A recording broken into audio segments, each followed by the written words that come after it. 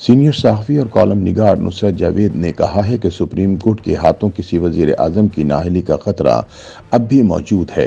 مستقبل کا کوئی چیف جسٹس وزیر اعظم کو تاحیات نہیں تو 5 سال کے لیے تو نااہل کر ہی سکتا ہے، لہٰذا آئین کے آرٹیکل 62 اور 63 پر پارلیمنٹ میں نظر ثانی ضروری ہے۔ اپنے ایک کالم میں نصرت جاوید لکھتے ہیں کہ بالآخر سپریم کورٹ سے اس فیصلے کا اعلان ہو گیا جو حیران کن نہیں بلکہ متوقع تھا۔ گزرے برس کے 21 اکتوبر کے دن نواز شریف کی طویل وقفے کے بعد لندن سے اسلام آباد اور بعد ازاں لاہور آمد نے اندیا دے دیا تھا کہ انہیں وزارت عظمیٰ کے منصب پر چوتھی بار بٹھانے کی کاوشوں کا آغاز ہو چکا ہے۔ اس ضمن میں سب سے بڑی رکاوٹ تاحیات نااہلی تھی۔ ثاقب نثار کی سپریم کورٹ نے پاناما دستاویزات کی اپریل 2016 میں ایک دھماکے کی صورت نمودار ہونے کے بعد از خود نوٹس کے ذریعے پاکستان کے تیسری بار منتخب ہوئے وزیر اعظم پر یہ رکاوٹ مسلط کی تھی۔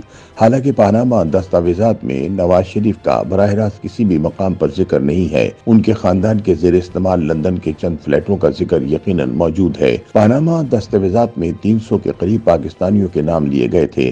ان میں سے تاہم صرف ایک یعنی شریف خاندان کو ہی ثاقب نثار کی سپریم کورٹ نے رسیدہ کڈوں والے سوالات کے ساتھ دیوار سے لگایا۔ از خود نوٹس کے ذریعے محض ایک کاروباری خاندان کا احتساب اصولی اعتبار سے متعصبانہ محسوس ہوا۔ سیاسی اعتبار سے یہ عمل اس لیے بھی معیوب نظر آیا کیونکہ وزیر اعظم نواز شریف کو مودی کا یار پکارنے والے در حقیقت موصوف سے جان چھڑانا چاہ رہے تھے۔ بدقسمتی سے ایک منتخب وزیر اعظم کو فارغ کرنے کے لیے سپریم کورٹ استعمال ہوئی۔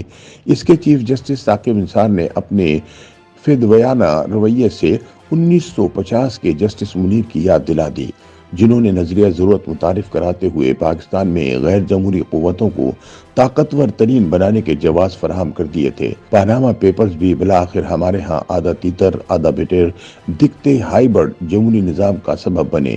نصرت جاوید کا کہنا ہے کہ بہرحال نواز شریف کے لیے اب سپریم کورٹ کے حوالے سے تم ہی نے درد دیا ہے تم ہی دوا دینا والا معاملہ ہو چکا ہے۔ سوال اگرچہ اب بھی یہی اٹھانا لازمی ہے کہ پیر کے روز آئے فیصلے کے بعد کیا سپریم کورٹ از خود اختیارات کے ذریعے کسی اور وزیر اعظم کے خلاف بھی استعمال ہو سکتی ہے یا نہیں۔ 1993 میں نسیم حسن شاہ کی سپریم کورٹ نے نواز شریف کی اس حکومت کو بحال کرتے ہوئے تاریخ بنائی تھی، جسے تب کے صدر غلام اسحاق خان نے 8ویں ترمیم کے تحت برطرف کر دیا تھا۔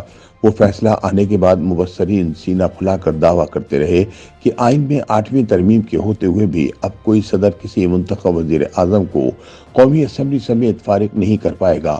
اس فیصلے کو پارلیمان کی دیواروں پر کندہ بھی کروا دیا گیا۔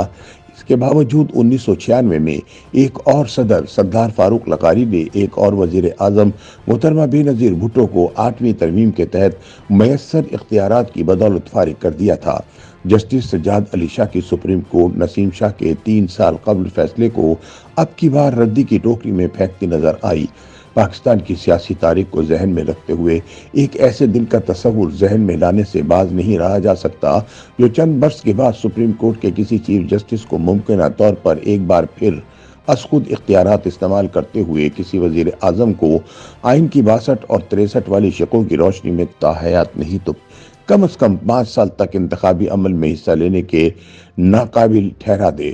نصرت جاوید کہتے ہیں کہ اس کے امکانات ختم کرنے کے لیے لازمی ہے کہ 8 فروری 2024 کے انتخابات کے ذریعے منتخب ہوئی اسمبلی اپنے قیام کے پہلے دن سے 62-63 والی شقوں کو نظر ثانی کی چھلنی سے گزارے، ان کے بارے میں ایوان میں ہوئی بحث کو براہ راست ٹی وی سکرینوں پر نشر کیا جائے اور بالآخر ایسا بندوبست تشکیل پائے جو افتخار چودھری، آصف سعید کھوسا اور ثاقب نثار جیسے مسیحا بننے کے حریص پاسداروں سے جمہوری نظام اور عوام کی منتخب کردہ قیادتوں کو محفوظ بنا سکے۔ سیاستدانوں کو بالآخر سمجھ ہی لینا چاہیے کہ ایک دوسرے کو مسلسل چور اور لٹیرا پکارتے ہوئے وہ در حقیقت یہ اعتراف بھی کر رہے ہوتے ہیں کہ جمہوری اور انتخابی نظام بدعنوان عناصر سے نجات پانے کی سکت سے قطعاً محروم ہے۔ اسی باعث کسی تیسری قوت اور عموماً عدلیہ کو یہ فریضہ سر انجام دینا پڑتا ہے۔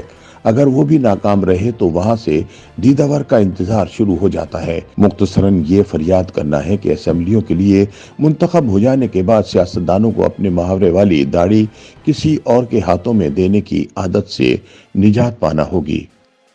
YouTube पर गूगली न्यूज देखने के लिए youtube.com की सर्च बार में गूगली न्यूज टीवी टाइप करें। गूगली न्यूज के पेज पर सुर्ख रंग के सब्सक्रिप्शन वाले बटन पर क्लिक करना ना भूलिए। YouTube पेज पर अपलोड होने वाली वीडियोस से बाखबर रहने के लिए बेल आइकन पर क्लिक कीजिए। आपको हर नई वीडियो के बारे में नोटिफिकेशन मौसूल हो जाएगा।